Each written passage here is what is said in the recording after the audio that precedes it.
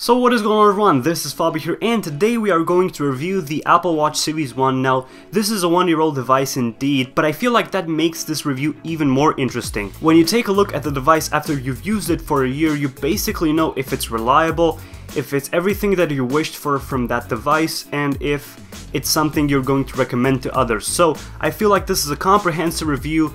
This is going to touch on a lot of things. What we are not going to touch on today is specs and basically what an Apple Watch is. I feel like specs are not relevant. This is something that you're supposed to use, but you're not supposed to think of the fact that it has 2 cores or 1 gig of RAM or stuff like that, so we are definitely not going to talk about that. First of all, what I'm going to talk about is what I mostly use it for, because I wear this every day. Before I used to have an Apple Watch, I used to wear my watch every single day, but only when I was out and about. So at home, I would take it off. When I was out and about, I would definitely put it on.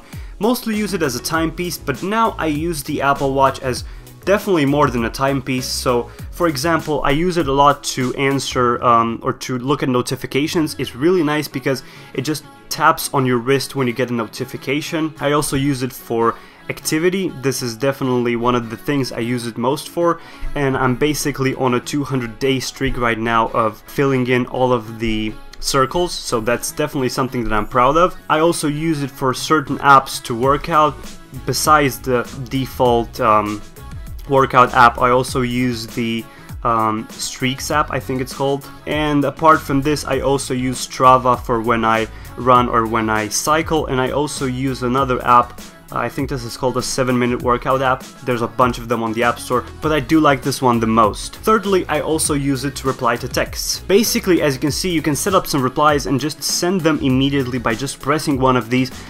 These are the default ones, but of course you can add others, and there's another thing you can do. You can basically scribble certain letters and it will type the word you're trying to type. So for example, I am away.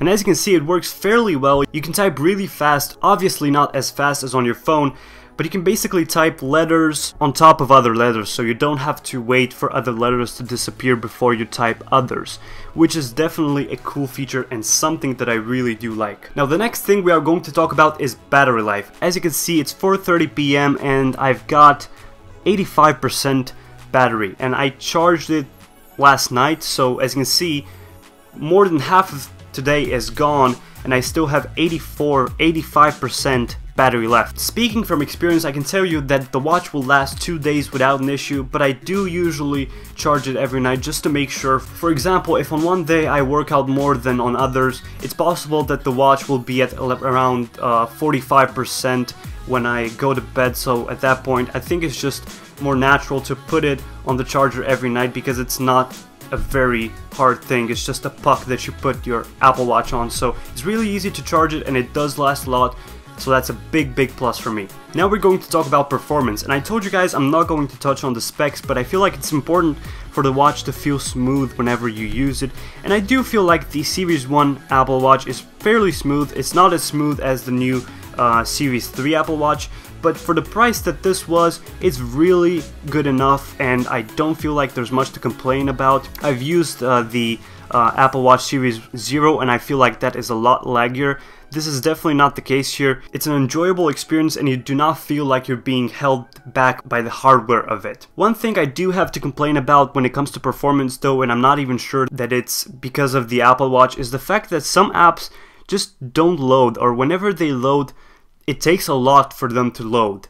Or for example, this is an app that shows me the time at which local buses come, and as you can see, the app loads, the list of the buses loads, but the information that I'm looking for just never loads. And this is not the only example. For example, Weather Underground is the same. It loads sometimes it doesn't. Again, the app loads, but the data isn't always updated and there's no way to manually trigger an update, so that's fairly bad, and it certainly isn't what you would expect. But again, you're not really using this for the apps. As you can see, I do have some apps on my Apple Watch, but again, the whole thing with the Apple Watch is that you use it for things like notifications, just to take a quick glance at it, to reply to some texts that don't require a long answer, and to use some apps that are fairly lightweight. But I do have some other apps, some of them work, some of them don't always work. For example, there's an Instagram app, but I wouldn't ever use it because it's much faster to take my phone out of my pocket and use it. This is a thing at least with the Apple Watch Series 1, maybe with Series 3 it's better, but if you're buying an Apple Watch Series 1, I wouldn't rely so much on the apps that are on the Apple Watch, apart from some really good and optimized apps and the first-party apps from Apple. Now, I do have one major complaint with this Apple Watch, and it's actually something that's led to my Apple Watch malfunctioning, and that's the back of it. Now, over here you can see we have sensors for the heartbeat and to basically sense if the Apple Watch is mounted on your wrist. And if you take a close look, it's pretty scratched. I don't know if you can see it on the camera, but it gets scratched, and it's not like I'm putting my Apple Watch in my pocket